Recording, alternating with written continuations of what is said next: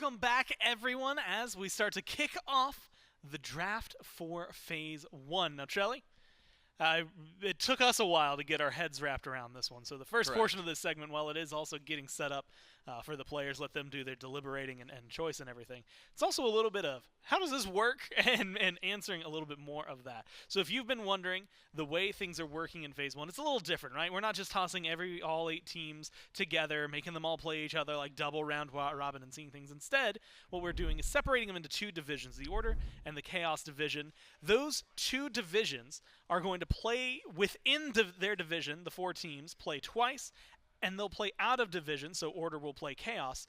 They'll play every single one of those teams once. The division winners, whoever's first place, advances directly to Masters, while the rest of the teams are going to be competing at the play-ins and what is a much bigger smorgasbord, I guess, is the only phrase that's coming to my mind. Charcuterie board is what I was going to think of. That works too. Of teams that are going to be trying to go for the same spots. And of course, if you're wondering how this is going to work, we've got 2 divisions, the Order and the Chaos division. Immediately, the Warriors are in the Order division, right? That is going to be a given. They are the first team because they got first place. That's how that one works. So they get to choose any of the other 7 teams that are listed down at the bottom. Whoever they choose goes to the other division. It's going to go into Chaos division. So just for the sake of the thought experiment right now, while they're getting prepared, let's say they chose the Dragons since they just got second. The Dragons would be in the Chaos division. Then the Dragons would send a representative to choose someone to go back over towards the Warriors. So it's a snake draft. Whoever they choose gets next choice, and we'll do that until all 8 teams have been decided. So as of right now, Trelly, there's some question marks in the air as to where teams are going to go. I want to know, like, your feelers out there. If you're the Warriors, you had just mentioned, it feels like you just want to know what they're thinking of. And actually, we just got your thoughts on it, so I don't even know why to jump back to it. We can cut you off before you even get the chance. We've got Netroid standing by ready to make the first choice for the draft. That's right. Netroid is with me. So first team, you guys are over in the Order division. You get to send a team to the Chaos division. Before we get there, do you feel like you guys have had to come up with this answer as the weekend has gone on, or do you feel like it's been obvious from day one who you're about to tell me? Have you known who you were going to select if you got to this point from day one, or has your answer changed over the weekend? Not really. I mean, we pretty much had our opinion on which team we're gonna send. Mainly because we want to get the most practice on scrims and everything. So yeah, we talked with the team. We had some different options at the beginning, but then with the scrims going on, when we scrim every single team, we got to the point where okay, this team is probably the best team to scrim. And then they're playing just clean. They're like try hard and scream, so it's good for us as well. And so, who are you going to send over? Okay, first of all, we would like to be on the Chaos group. Okay, sorry. I don't know which group is which. So you're Chaos group. You're Chaos, right. I said Order. We are sending the Kings. You're sending the Kings over to the other side. And you said that just has a lot to do with practice and scrim. So you get the idea that you'll be scrimming a lot against the teams on the other side of the group. All right, so we do have you in Chaos, so you got to choose, which is great for you guys. Why Chaos? You just like Chaos? I mean, kind of matches, the only Warriors, that last game against the Jade Dragons, it was like pure chaos. It was pure chaos. Well, it works. All right, so you send the Camelot Kings over to the Order side. Yeah, that's correct. Purely based on scrim partners, or is there any, I don't want them to be in our division competing for that first spot? Of course, like being in this point of view where you don't want to face the world champs, the defending world champs, of course, you just send them on the other group. And apart from that, we feel like they're the best scrims you can get. And they pretty much try hard every time. You can learn a lot from them. And I think they have been learning a lot from us, so it could be a win-win, That's a great start to our draft show. Thanks for your pick, and we'll go back to the desk to talk about it. Well, there you have it, Trelly. Of course, to match the essence that was the Warriors. They said that last game. It might just be the whole weekend, though. Chaos is the division that they get to be in. They choose the Kings, which I think is what a lot of people, if you're maybe going towards the list, that's probably the first one that you're looking at immediately, right? Is okay, who do we think will have the best chance of getting first in their division, and we want them not with us, and so they send them over. And that's the thing. I always thought there'd be 2 mindsets here. You're either trying to take bad teams and push them away so that you can get the best practice, or vice versa, good teams and take them away so you have a better chance. 2 different mindsets. I imagine different teams will bring in different mindsets like that, but Chaos, the embodiment of chaos was that game we just saw, so it makes a lot of sense. And what makes things interesting is because it's a snake draft now, the Kings get their opportunity to try, and maybe they want to mess with the Warriors. Maybe they're making a selfish decision and, like you said, maybe making their path a little bit easier. Maybe the two things align. We can just find out now by going to Biggie, who's standing by with the second choice. Yes, indeed. So our first team over in the order side, it's the Camelot Kings, sent there by the Oni Warriors. Biggie, head coach of the Kings, with me. You end up getting an early pick in the group show draft anyway. Who do you want to send over to the Chaos side? Do you want me to do a long monologue first, like Royd, or? No, that's okay. I'll do your monologuing after your choice. We're gonna put Dragons. All right, you're gonna put the Jade Dragons over. What's the reasoning there? I think we just think they'll be a good team to practice against, and our theory is that you're gonna practice most against the teams in the other group, and we just want a nice variety of different types of teams to practice against, and that's why. Are there any teams you're hoping don't end up landing over in the order side amongst what you see here? I mean, I don't think so. I think there's a lot of top teams. Maybe there's like a distinct 5 or 6 top teams at the moment, but I think Hounds and Glads also have a lot of potential, so I'm not really kind of worried about everyone, I guess. Yeah. It's out of your hands anyway. You get to sit and watch and see how the divisions break down. All right, so it's the Jade Dragons sent over to the Chaos side by the Camelot Kings, and the desk will take it from here. Well, now, Trelly, I'm starting to get a little curious because that's your first and second seed of this tournament now locked into one group. And as Biggie had said, good practice against each other, right? So a lot, I think, expected for scrims, things like that. But I'm wondering, Hounds were made it to the semifinals. Do you think they're potentially up next, or do you think we're looking at some of these other teams, flying through? I mean, it could be. Again, I don't know if every team is having that same mindset where, hey, we're probably going to scrim against teams that aren't in our division because we play them one less time, so we want the better teams away from us. If that's the case, the Hounds definitely could be up. There's a few teams I think could fill that role, so we'll have to see if that is the Jade Dragons mindset, or maybe they've got something, silly going on. Sometimes they do. Sometimes maybe you have something silly going on. It's always fine.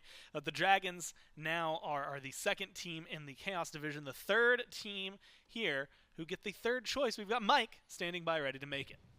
Mike, you get sent over to the Chaos side, joining the Oni Warriors, the team you just played against. You got to play them demolished. Got to play them twice throughout the phase in Phase 1. How you feeling about that prospect over the course of the year so far? It's still a sore spot for sure. Sorry. There's no doubt about that. No, those guys are nuts. They are good. I'm sorry. Yeah. No apologies needed. Look, I just call you out live on broadcast. No, I'm not upset. That was a fun set. With the third pick in the SMITE Season 10 Group Division Show Draft, the Jade Dragons select. The Order Division will have the Styx Ferrymen taking their talents over there. The Styx Ferrymen are taking their talents to the Order side. Yeah, there you go. Is this a scrim partner type decision from you? That's been the theme of the draft show so far. So everybody keeps saying that. I want to scrim teams within our division as well. As long as we're not playing them that week, I don't care.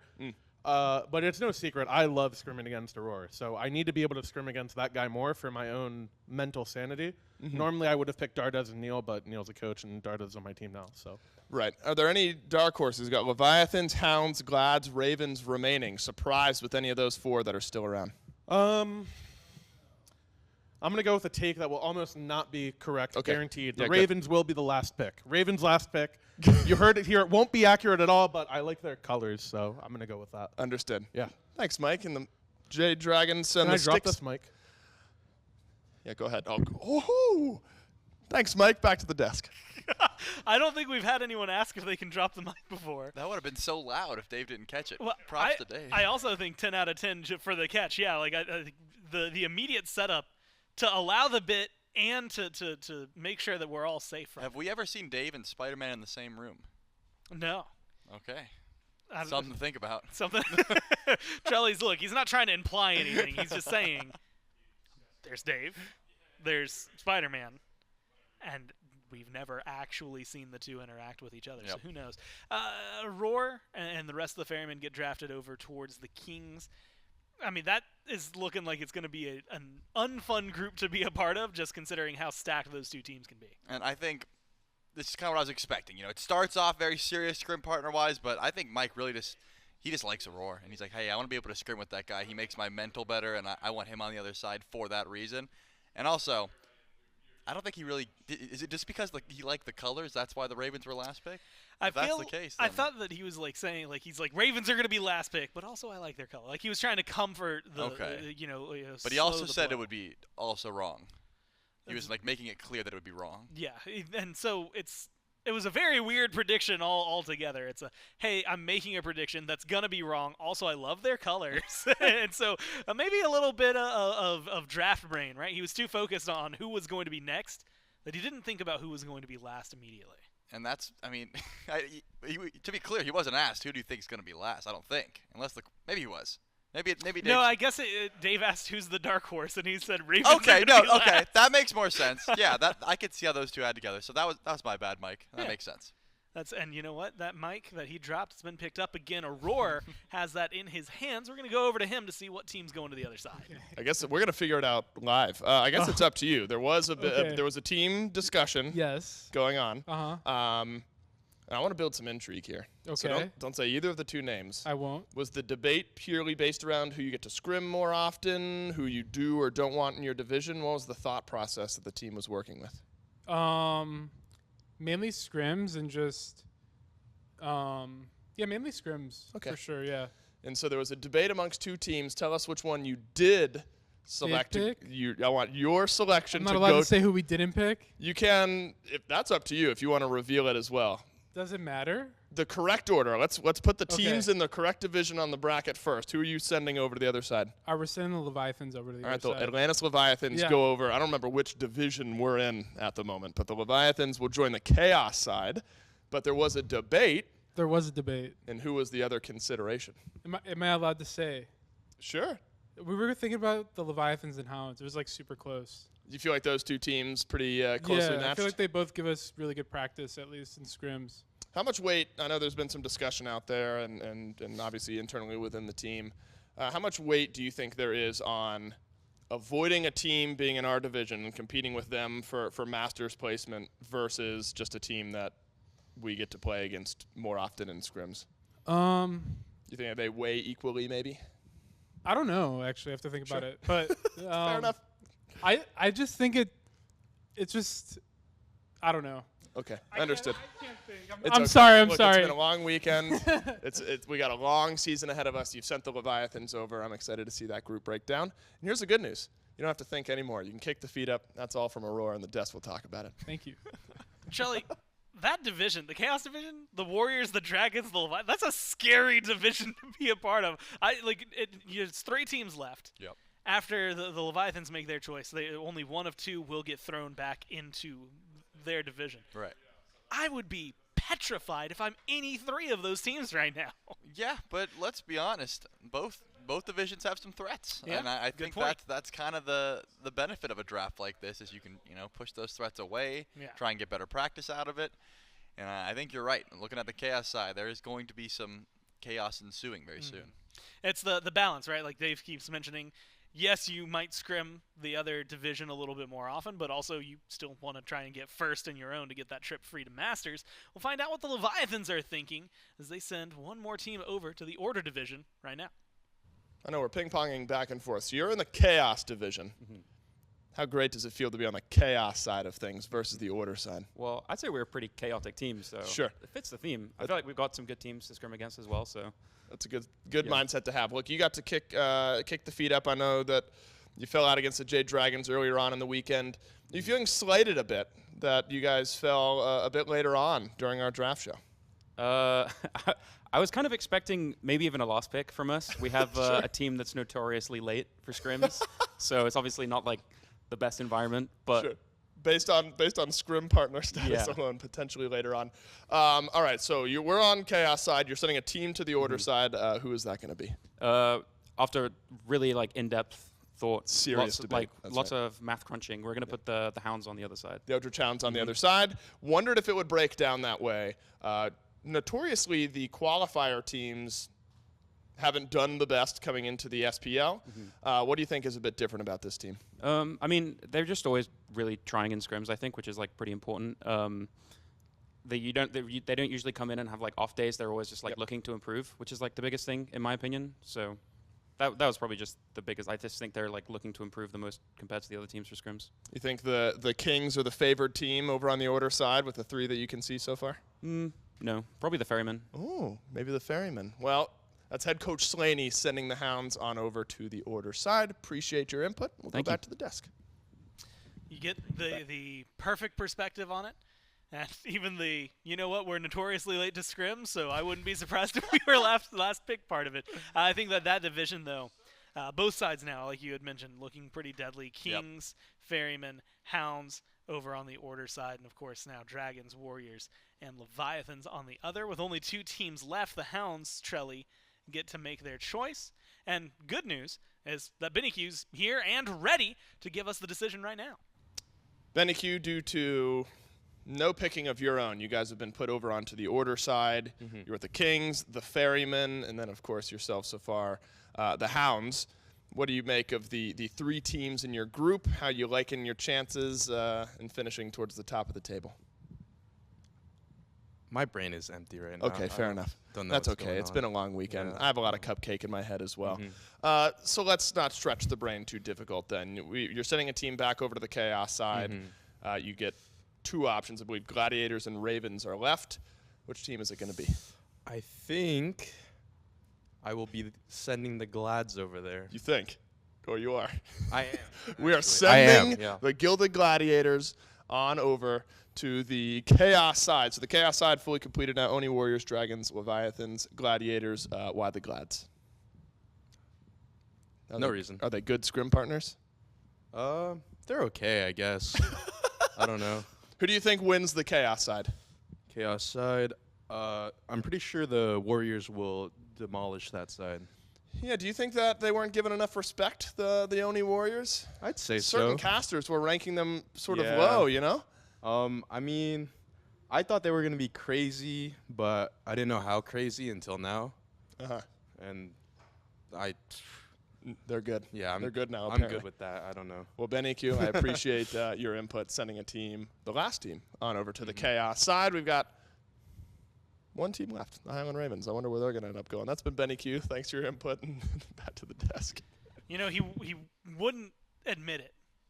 And admittedly, it's probably because what he said is true and that his head is empty right now. But what BennyQ really was trying to do was to make sure that we had none of the storylines of, like, BennyQ versus Pagon going back or versus former teammate Kiermy, things that he has now limited us on to only 1 this entire phase, which, Trelly, I think is just rude of him. I agree, if that was the reasoning. And also, we might have to check out what's going on with Mike, because a little psychic there. He knew exactly what was going on. He might actually be an oracle.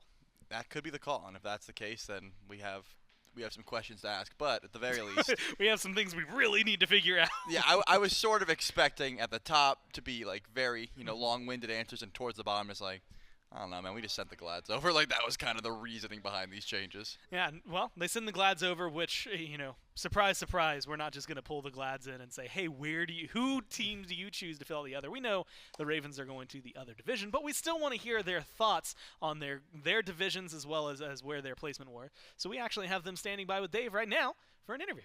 Seems to be a theme here. I'm going to have to turn around a whole bunch just so I can remember everyone who's everywhere. Chaos side, Oni Warriors, Jade Dragons, Leviathans, Gladiators. Kiermy, you got sent over into that division. What do you make of the teams on your side of things? Do you think you got good scrim partners on the other side? How do you imagine that group shakes out? Yeah, I actually like a lot of the teams that I'll be able to scrim in the other group. But at the same time, I do think that unless you're playing somebody in your division that week, you'd still just scrim anybody in your group, right? Well, you'd hope you could instill that mindset, right? I don't know. There's a lot of talk about scrim partners and things. Hurrywind, the Highland Ravens sent over to the Chaos side. No, the Order side. I'm good at my job. Sent over to I just forgot what I said. The Order side. The Chaos side. The Order side. Same question to you. What do you make of your group? How do you imagine that breaks down? I think we're pretty happy with where we got put in our group, just with experience from practice, who we're good against and who we need more practice against. I think scrims are the people, supposedly, assuming people stick to scrimming the opposite groups, I think that works out well for us, because I think the teams on the opposite side are the teams that give us the most trouble right now. So it works out for us. We got a group with teams we do better against, and we get practice against people we do worse against. And I'll ask you this question in a second, Hurrywind. Kiermy, you didn't have to make a choice. A lot of fried brains walking in here. You know, a lot of the players talking about not wanting to think about it, things like that. How much of a relief was it to not have to come in here and make a choice? I mean, it's pretty easy. You just walk up, you do an interview, and you're going to have to beat all these teams anyways, right? So it's easier than that than having to pick somebody. That's what I'm saying. Goodness, good mindset. Hurrywin, do you feel a weight off, though, not having to come in and make a selection? You just get to stroll in, know what your group is. Maybe you got off easy. Yeah, true. I mean, I don't have to slight anybody else, although I've got a list of people that clearly disrespected us. Wait. Yep, it's right there, as you can see. No way. Yep. At number 1? Yep. Believe it or not, those guys are going down. That is unbelievable. I can't believe you've got a list made. That's been Kierme. That's been Hurrywind. And those are your 2 groups in the desk. We'll talk about it.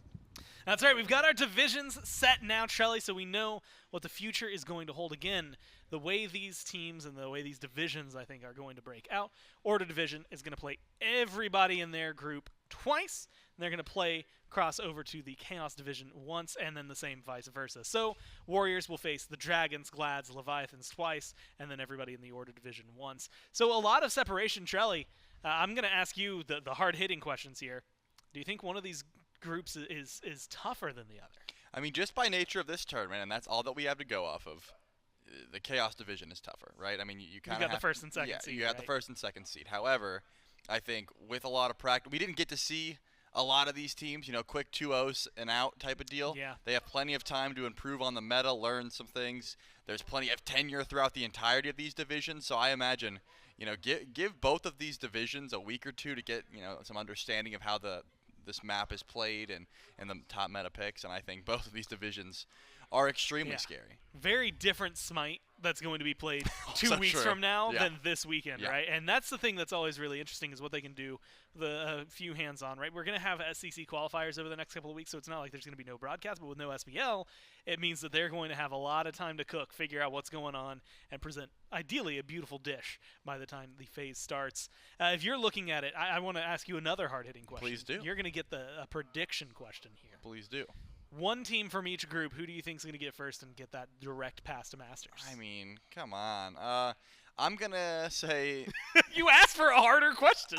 Well, I didn't ask. You said I'll give you one, and I said please do. Oh, okay. I think I got to give it to the Oni Warriors now because of what we just saw, of course. And then on So the that's your other chaos. side, I imagine the Camelot Kings will get that good practice they need. That makes sense to me, but hey, anything can happen. So you heard it here first. Oh, boy. Trelly said anything I got can baited. happen. He said anything I can did not happen. want to answer that Yeah, we have question. no idea how it's going to shake out. It's going to be a lot of fun where Phase 1 is going. And, of course, to see how these teams are going to shake up, how these divisions are going to shake up. I expect some very interesting Smite over the next couple of months and, of course, in a couple of weeks when the phase does kick off. The good news for you at home, we do have a post show that's going to be coming up in just a little bit. We're going to talk about this weekend. We're going to talk about the divisions a little bit more with Trelly as well as JMac and Mifflin. Dive a little deeper into what these divisions might mean, what we can expect, and, of course, close out this entire broadcast. So, for the draft show, we're going to sign off, and we'll see you in just a few.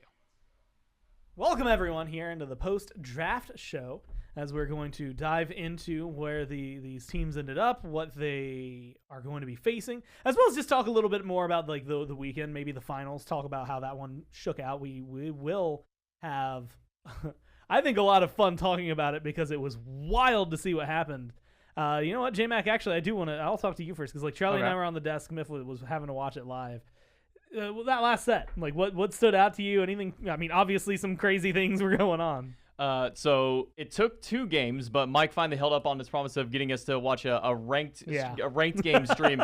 First game definitely went by a little bit slower. I think both teams trying to feel each other out a little bit, figure out what kind of pacing that they want to set. And then game 2, I literally walked from the green room to the break room to go heat up my lunch. I walk out 2 minutes later, and there's 8 kills on the board. Yep. And I said, so right. This is the pacing that we have for the remainder of the day. And honestly, it's a perfect pacing for 2 teams like that. You have kind of the spirit of the Jazzberry Jammers with the Jade Dragons still running it down game 2, game 3, and then you get the Oni Warriors who were, kind of already doing that since the beginning of the weekend. So it felt like 2 teams just kind of battling it out, having a little bit of fun in this kind of last matchup. Yeah, and man, like that third game, Mifflin, at least to me, it was super entertaining. To you, obviously hard. I think those games are really weird to analyze in the moment. Was there anything that stood out throughout that set that was like, either insane plays or like the numbers put up or just like the gameplay in general? I'll speak on the winners a bit. I felt as if the Oni Warriors were playing off of each other in such a way that I wouldn't even think to do it, because in a vacuum, each one of those players were making mistakes constantly. Oh yeah, constantly. Every individual play you saw in a vacuum could almost be classified as a mistake. Why is Pagon dashing on their back camps? Why is Panatom in their speed buff? Why is SOT at the Phoenix? Why are we tier 2 tower diving at 5 minutes? But because they were playing around it so well, they were able to utilize the space created by, air quotes, mistakes to grab objectives. Oh, well, Panatom's over in their tier 2 tower. Obviously, the Dragon's going to rotate and punish him. Let's go to gold. Oh, SOT's on the Phoenix for some reason, laugh spamming. Let's see if we can go ahead and pull Fire Giant. And I thought that was a very interesting answer to what I've called the hero dilemma, where so many players think they need to be that guy to step up. So many players need, or feel the need rather, to make those massive plays to win the game. Well, you can almost utilize it and evaluate how it affects the field, and then turn it into a smart macro play in ways. It was wild to hear because, like, in the post game interview, Saad was even just like, "Yeah, we don't like have to call out like, hey, can you stun for me?" Like, he's like, "We just do." He's like, and then we play off of it, and he's like, we mesh together in a way like they understand each other and know their tendencies instantly. And so Trelly, we end up with a very interesting 3-0 that gives him a victory. Yeah. How did you enjoy the finals? That's more open-ended. No, I absolutely loved it because, coming from a little bit of a slower meta throughout the entirety of this tournament. I thought you were going to say coming from a wrestling background. Nope. Not that. It's just a high-paced action. Why'd you have to throw me under the bus like that? It's a high-paced action, which is the most fun Smite to watch, obviously. When it's close, of course, long Fire Giant dances are also very fun, but when it's just constant fighting, that is the best kind of Smite to try and analyze after the fact. During it, you're just like, I can't even follow all this action, but after you're like, okay, so, as Myth was saying, SOT spam taunting underneath Phoenix, that seems pretty troll. Oh, his team's doing something off it, those sort of things. And also, none of these teams were really able to deal with it through the entirety of this weekend. I assume that style of play won't continue, right? Like, you can't keep rinse repeating. Eventually, everyone's going to catch on. But in the meantime, it makes for some good Smite to watch. And Miffed even said it. He's like, right, we're in the Season of Hope. It's the second one this year. Got 2 more that are going to happen. And so you're going to have a ton of maybe shifts that I can go through. The thing that caught my eye, and the thing that was very interesting to me, Solo or Troll picking the Hebo, and Mifflin, for the first time in a long time, when Pagon isn't being instantly targeted every time, because I guess his Hebo game, the game before this, he had done slightly less damage. But finally, someone outdoes him the old-fashioned way, just does more damage. It just happens simply. I mean, he does get SOT, that is, the soul lane buff of, hey, we just get to scrap in lane. So a lot of that damage probably comes from there. But as far as I'm concerned, I love this strategy from the Oni Warriors. To echo the sentiment of Trelly, I think it will actually continue. I think it is likely that this is their identity as a team, and figuring out an answer to I love it. Clearly not easy. Clearly not easy at all. Nobody was able to do it. It's not as if the Oni Warriors hid their hand. It's not as if they had devised separate strategies for each one of these teams. They came out, they played aggressive, they played their unique styles of picks, and they simply just made it work. How do you beat a team that what they're doing is just gaming? All right, somebody get Paul on the line. He's got to figure this one out.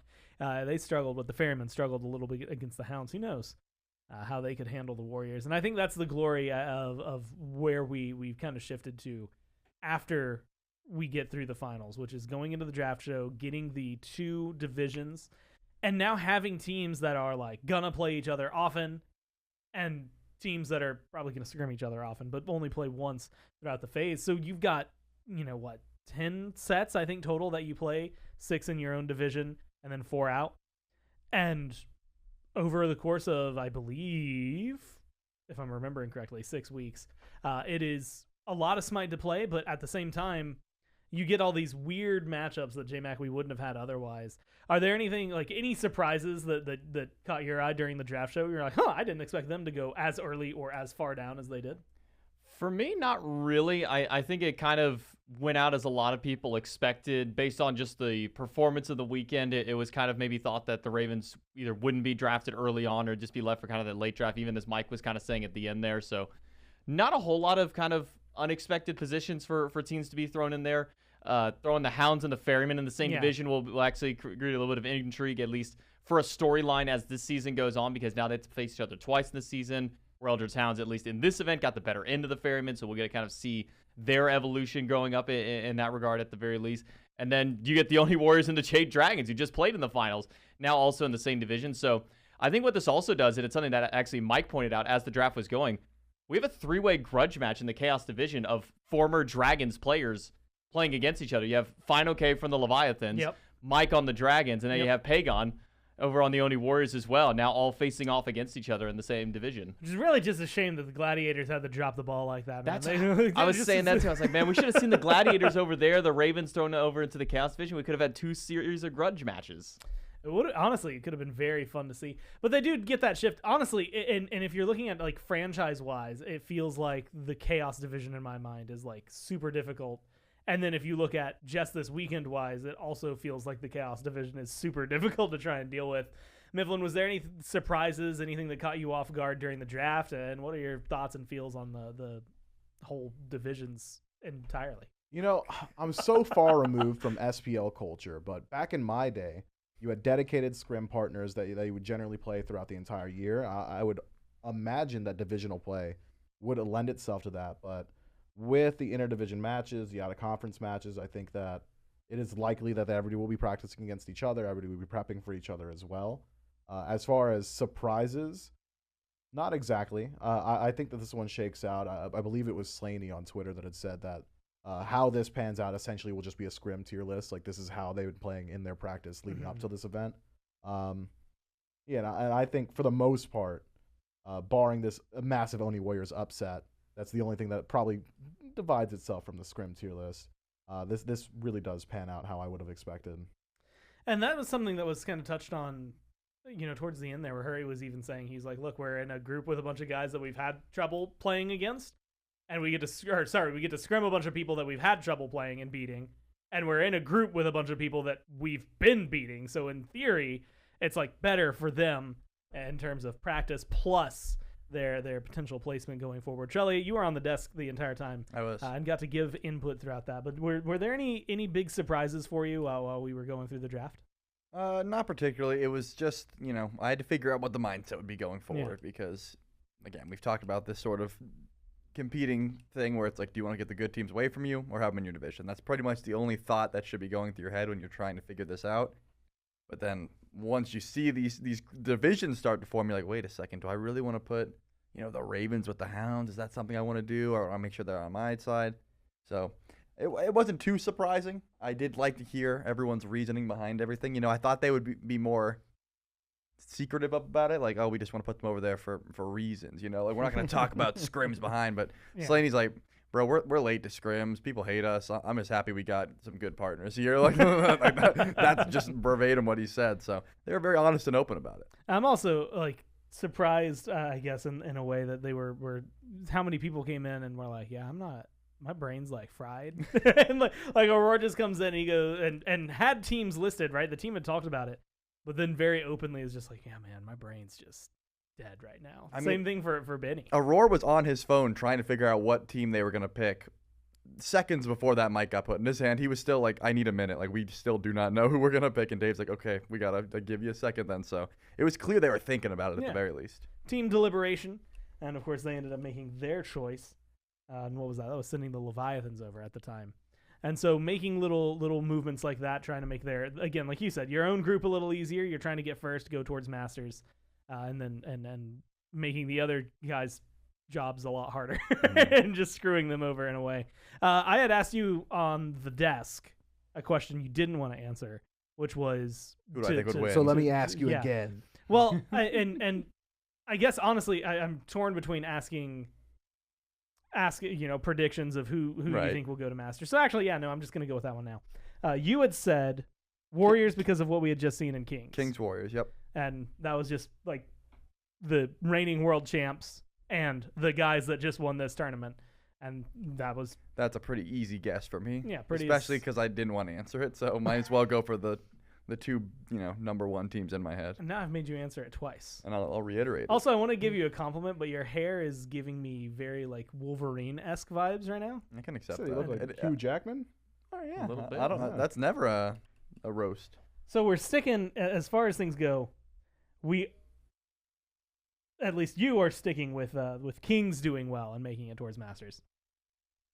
The Warriors changed your perspective on their style. Well, that's the thing. I never predicted the Warriors would be a middle of the pack team. We either said they're gonna be really good or really bad. We're leaning towards the really bad, but they clicked, and that was the one question. If they clicked, they would be a top team for sure, just because of how much talent they had.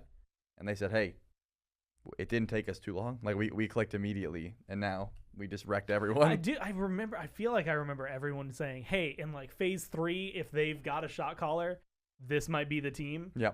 But we had no idea because this was like 5 days, maybe not even after the drafts were announced. So we're like, we don't even know what they look like together at that point. And so a little unfortunate. Mifflin, I'm gonna ask you the same thing. If you're looking at the two divisions, you're looking at your past predictions. Have one, how much have things changed, and two, who do you think the number one team out of each group would be? I'll answer the second question first. I think I agree. It is likely to be Kings and Warriors. But in an attempt to keep my analysis spicy and something interesting to add, I'll say bottom seeds from each group. I'd probably go Ravens and Gilded Gladiators. Okay. So there you go. There's a little bit of added information on top of it. But otherwise, as far as my own personal power rankings, I think it would be hubris for all of us to keep the only Warriors as low as we've got them. Yeah. I would likely shift them up. Besides that, I'm pretty happy where most of my other picks are. I'm starting to realize I feel like I should have done a prediction first, so that when it does, because now when it gets back to me, I'm going to feel obligated to do something different enough. And I've already given the bottom seed, so what are you going to do? Get the thirds? No, I'll just choose different teams or something. I don't know. We'll figure it out. We'll see what my brain does by then. J-Mac, you get the same question. Who do you think is going to be the best in the divisions? So just kind of based off what we saw this weekend and kind of the styles that the teams have shown in the past, at least as far as ones that have been at least somewhat established. Look at them. I'm not going to say Kings Warriors, actually. I'm going to throw a little wrench out there for you, Mifflin. I'm going to say Kings. Just because the way that I see a couple of these teams out there, specifically teams like Kings and Leviathans, they're ones that take a little bit of time to ramp up when a new meta goes through. Right. When we talk about the Leviathans of old, this is a team that would wait 2 or 3 weeks. They'd see how the meta is going. They'd find a way to counter that meta, and then everybody else had to find a way to counter the Leviathans. Is that going to reign true now with a couple of new players on their team? Only time will tell on that one if it's going to be the same. Are they going to have that same ramp-up period that they had in the past? Same thing with the Kings, where they would take a while to figure out exactly what the meta is going to be and then find the best way to play against that meta. I think the Kings are a lot faster at it than the Leviathans are, and the Kings showed, at least at the end of last year, they were just the best at playing that meta and even really just the best at hitting their buttons compared to other teams. But I think with the nature that we've seen so far of the Warriors, this scrappy style of nobody knows what's going on, we just kind of know what's good, what's not good. Yeah. This ranked style of mentality works really well when nobody knows what's happening. But I think once this meta starts developing, once the teams really start getting a foothold on how they want to play the game, I could really see a team like the Jade Dragons kind of just pushing back up, overtaking in there, if only slightly. So my prediction is actually going to be the Kings and the Dragons just for that. But I could very easily see the only Warriors still being the number one. But I can see the Jade Dragons with that time, given when the meta finally kind of develops itself into an actual meta and not just, hey, we don't know what's going on, we're playing 5 gods because they're fun to play right now kind of thing. I think I can see the Dragons kind of taking over. Gladiators, Ferryman, no further questions? I'd actually like to counter that with further questions. Okay, yeah, no. So, Gladiators is just because I want to be different. Okay. That's quite literally it. I do not actually agree with. Yeah, I was about to say, we have no data on them. They got owned pretty quick. They came in, they got 2-0'd. I think in their division they're going to struggle a lot, right? Who was it that 2-0'd them? The Kings. That's right. Well, no shame in that. Of course, yeah, you're gonna. Now they don't got to play the Kings. It's a whole new world for them. But you got to play the Leviathans, who play a similar style game. We talked about it a lot last year, but doing really well early game is not like that's just not gonna do like obviously for Unless the you're the Warriors, it Warriors. works out really well. But it turns out it's because they can then play really well late game as well. And I think we saw a lot of like the Valkyries, the Scarabs making some really struggling plays throughout the year, and you've got aspects of both of those teams on this. Now, can those aspects grow for beyond? Maybe. I mean, maybe Gladiators are like pogging off at like phase 2, but I don't know if that's. I'm not looking at them towards Masters. Let me ask you a legitimate question, Gore. Yeah. Gilded Gladiators as they are now Yeah. versus end of the year Valkyries. Of last year? Yeah. Probably Valks. You still have Valks. Yeah. I don't think I agree. I think the Gilded Gladiators probably beat out the Valkyries. I'm forgetting. 7 Oh, you know out what? Of 10 times. I think you're right. Yeah. Because now I'm remembering the rest. All I could remember was Gamma, Benny Q, and Kirmi. And that's all that my mind was allowed to give me. Shots fired. Wow. Shots fired. I'm thinking of win rates and stats for all the other players that were on the team, and it's starting to click about, oh, yeah, wait, maybe. Okay. I think I know where their wins are going to be and where those lanes are important right now. So I don't know if I'd say like 70-30 the way you did. 60-40? 60-40. Okay. Yeah, I think I'd give that to the Glads almost. And I think the Valkyries at the end of Season 9 were probably very close to the skill cap of that team as a unit. Like as a 5-man core, I don't think they were going to get much better than they were. I think this Gladiators roster has some room to grow. I'm not going to give them as much time, though, having now been a caster for a little while. I've seen how long it takes teams to figure things out. I feel like we gave the Valkyries like they had 2 a long phases. grace I feel like period. we really said, still figuring, rookies of the league. I'm not doing that. I'm going to give these guys like a month, maybe. Because 2. you've got what, like Stu, Inbound, Kirmi, who have all what Snoopy's mid. A lot of these guys have played together. A lot of these guys have played for 10 years. So you've got nothing but people who have played in the SPL, a ton of veterans. In the last year. Yeah, and so like y'all better be figuring things out, right? That's how that team has to do it. And I do think, like, I mean, I'm not going to go role by role, but like looking at the team that they have put together, it didn't click the way I think that the Warriors did, which was instantaneous. But I feel like the Gladiators have like they got the potential, right? Yeah. I think that the people that I'm going to be questioning, Inbound I think has to be on that list, right? He has played really well in the past. I actually have been a fan, but there's also been games where you'll see him play and you'll go like, is he Mojo? And you'll just be like, man, what's going on here? Like what's going beyond the scenes? I think the front line has questions to be answered. And everybody else has proven themselves in their role, but I want to see, like, can you do it very consistently in the league? Maybe by the end of phase 1, you know what? If we're gonna close down, like, and this is what you have to do, then sometimes that's what you got to do. And so maybe I'll stick with them as my prediction just because I think it's fun. Sure. I think I'm going to be wrong. Okay. Well, then that's not what a prediction is, Gore. Yeah. Well, I mean, it is. I'm predicting that they'll do it. I just also am acknowledging that I'm more than likely wrong, and just covering giving them fuel. Fair. Giving them fuel, because now they know someone's in their corner. Halfway believes in them, but also thinks they have to like get a fire under them, and so it's putting the burner on and getting them going. What was the other team I said? Ferryman. That's right. We spent so much time on the one now side. Now defend the Ferryman. That's easy. You've got Paul, Aurora, Cyclone, Sino, Basket. God, yeah, that just seems like it'd be so good, wouldn't it? It just seems like it would be. 4 of those dudes won a championship together. That's right. And actually, this one has more bearings. This is a team, if you look at the Cyclone, Aurora, Paul aspect of it, that for some reason starts to get a little warm as the year goes on. They come in, won last year in phase 1. And that was like the highlight of the year for them. And then it was like, the struggle started up after that, trying to get back, catch on the meta. So I feel like this is a team that is capable of getting on top early in the year. But if they can push beyond that is more of the question for them. And so I think that if you're looking at the Kings, that's who they beat last year in that first phase. I think that this is a team that has that capability. Has added Sino. If Sino can just get a damn God pool, then all of a sudden we're going to be in a much better conversation. He's a world's MVP for a reason. I think that they have a lot of capabilities to push beyond. And it's just whether or not, like, are they just gaming or are they winning, right? And I think that this is a team that wants to win. I think they have a lot of propensity to do it. I have a question. Okay. More to propose to us all. Oh. Because a lot of times... Charlie, I'm married. That's not the question. You said propose. Oh, right. Yeah. a lot of times, we find ourselves referencing X world champions, X world's MVPs. Yeah. What's the fall off period for that? Because, You want to play Where Are They Now? Because Sino was 5 years ago. well, Venenu Sino was was 6 years ago. I'm saying like Mifflin doesn't want to be in this Barracuda conversation, was bro. 9. Hold on, Barracuda was 9. Well, he wasn't an MVP, I guess. But No. My he was a world champ point 9 is being a world champ. Miff's like, whoa, can I get out of here? being dude? a I don't world wanna be being in a world this champ room. in the past like 3 years has to hold more Charlie, value than 10 listen, years ago.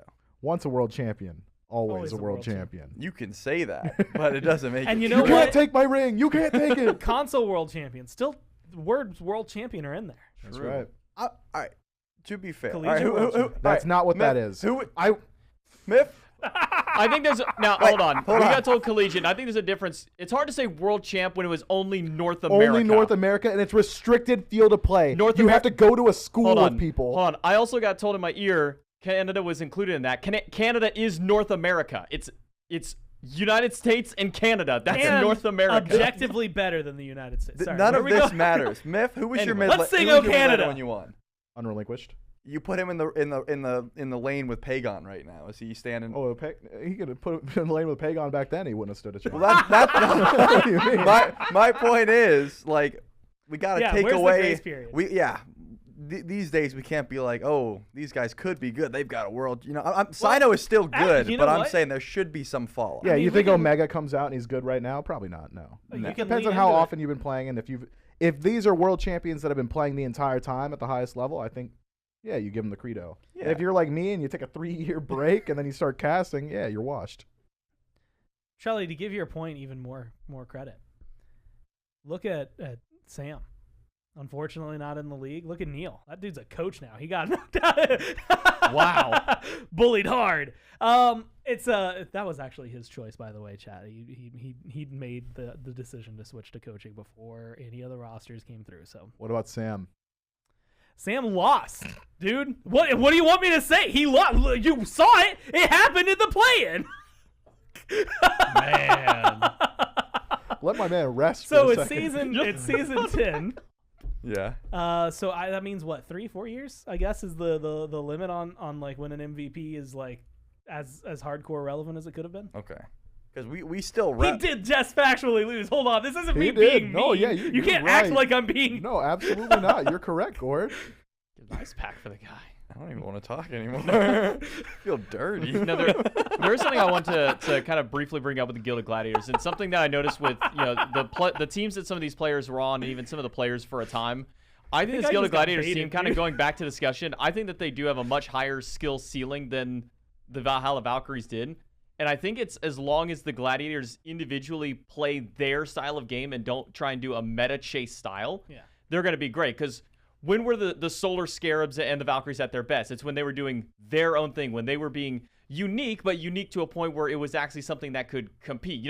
I'm not saying that Terra Mid was good and unique and keep doing Terra Mid, but when the Solar Scarabs were running things like Sylvanas for inbound, There's a big because difference between, I think, Snoopy's mid and BennyQ's mid. Right, but no, what I'm saying is like when you throw They things got like different styles. Sylvanas that worked super well for inbound, and it worked really well for the team and the kind of composition they were running at the time, when Sylvanas may not have been meta, Bobby was so good at Sylvanas and had a team that he could build around with that Sylvanas so well that other teams had to try and figure out how to play into it. And I think all of these players have that capability. I mean, you look at Scary D. What was he doing in the qualifiers that no one else was doing? Playing hyper carry style solo laners when everybody else was doing the mitigation build. It only was until they literally took his hyper carry style of picks and forced him on Guan using things like that he had to readapt to that current meta.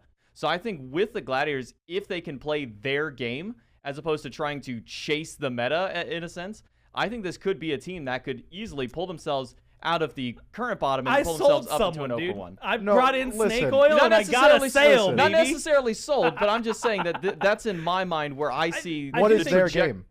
What is their game? What is their game? We're- Are all their games the same game? We're quoting Solar Scarabs now. Is that our bar? The Solar Scarabs never reached anyone's bar. And the Solar Scarabs were at their best with hold on. Zapman, by the way. Solar Scarabs also knocked out the Jade Dragons in the World Semifinals of season Hot hands. season Hot 8. hands. They and to that credit, I think Sot was the big, like, that was a huge. Sot was a major because when they proponent of lost it. Sot to That was definitely big. that world championship. I think that was like a really big, like, his performance And admittedly, his performance at tournaments is just kind of different than his regular season. I think that's just going to be true for a lot of people, though. I don't know. I think we have a closer league this year than, and we say that every year. Yeah, we do say that every year. We do. It genuinely does shrink, right? And because you have to go back. If you go back to I'll hold off on saying that. Season 5 and 6, you have 10 teams, and some of those guys are like, I mean, they're better than me for sure, but like, are they like going like? You could take the worst team, like take like in your credit, give the Valkyries last year and throw them against any of the bottom like 4 in that, and they're probably beating them 80% of the time. To some of them, they better be beating 100% of the time. So shrinking it to 8 teams gave, I think, that big boost. I think that looking at it, eyeball test, I feel like the Chaos division is going to be a lot like closer knit than the Order division, and that's just because I have a lot of questions about specifically the Ravens, but a little bit about the Hounds as well. Like, and that's just more consistency than it is anything else. They played really well this weekend, so I think there's going to be a lot of fun. Closing thoughts, Trelly. Any points that you didn't get to say that you want to add? Man, we're in for a heck of a season, obviously. Oh boy, Here we go, seasoning again. This is gonna be barn burner. There's a throwback for you. That's what I got for you. Those are my closing thoughts. I still feel icky for what you said, man. Because I said someone lost when they did. It's just how it happens. It was how you said there it. There were. It's not what you said. It's how you said it. There were 8 teams that entire tournament that lost. Yeah. Yeah. True. You didn't say the team. Yeah, lost. you called out one you called player. One man. Well, that's because that's what we were talking about. That's what he asked. Closing thoughts. I got baited here. Mifflin closing thoughts. Yeah, I'll echo Trelly and say that I think this is going to be one of the more interesting years of the SPL. Not with anything to do with the teams or the players. I'm sure we'll have roster shakeups and fun in that regard. But I think what is going to keep the SPL interesting this year is the constant meta shifting. Yeah. We've already twice now had patches that have changed 70 gods, 50 items twice. And we've got 2 more seasons in that.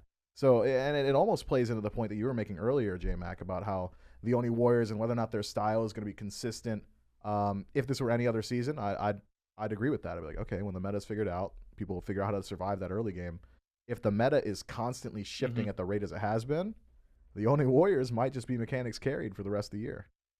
No, I think that's a very fair point. I mean, can we bring the division? My point's on the actual divisions. If we can get maybe that graphic pulled back up, maybe, possibly. Nope. I don't know if it'll happen. They're gone. If it does, what do you need? I've got them in my brain hole. So it was the exact position of where everybody was in the division.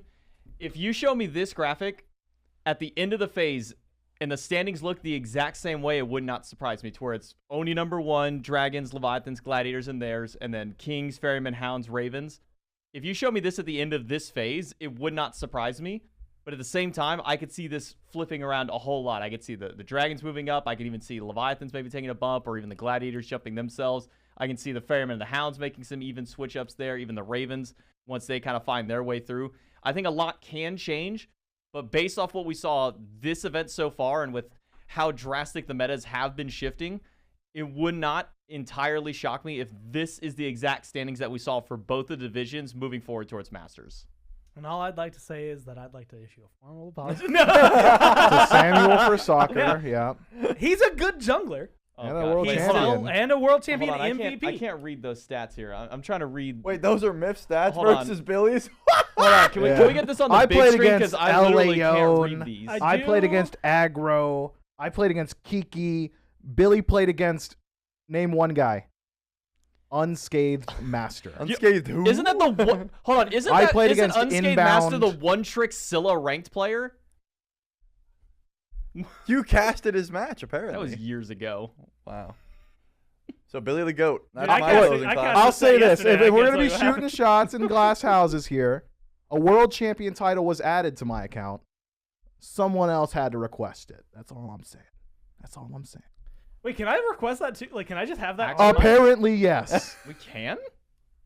That'd be so You guys, sick I to don't know have what I'm that. about to do when I go. Anyway, I think that's going to close this one out. Yeah, no, I think that there's a very fun year of SPL ahead of us. More specifically, a very fun Phase 1, since that's the part that's planned out, locked in with all the teams, and, of course, that path to Masters. you can see there, the Phase 1 format. So a lot of fun, I think, that's still going to be had. And a lot of questions that remain to be answered. Over the next couple of weeks, guys, remember, the SPL is starting. I don't have the date, but it is 2 weeks from whatever this weekend was, the 21st. So you're going to want to make sure you're tuning in on the 21st. But next Saturday and Sunday, and then the following week, I believe the broadcast is planned for Friday, Saturday, and Sunday. We're going to be covering the SCC qualifiers. It's a really, really big week. Try to determine the 12 teams, 6 for NA, 6 for EU, that are going to be playing throughout the year. Some of those that either are going to be housing players that are potentially familiar, or housing the next best players that will join the league. We'll get our eyes on them. And, of course, see the qualifiers, get our eyes on a lot of teams that we'll probably be seeing very soon, very often. So make sure you tune in for that. But for now, from us and from everyone in production, thanks for tuning in, and we'll catch you next week.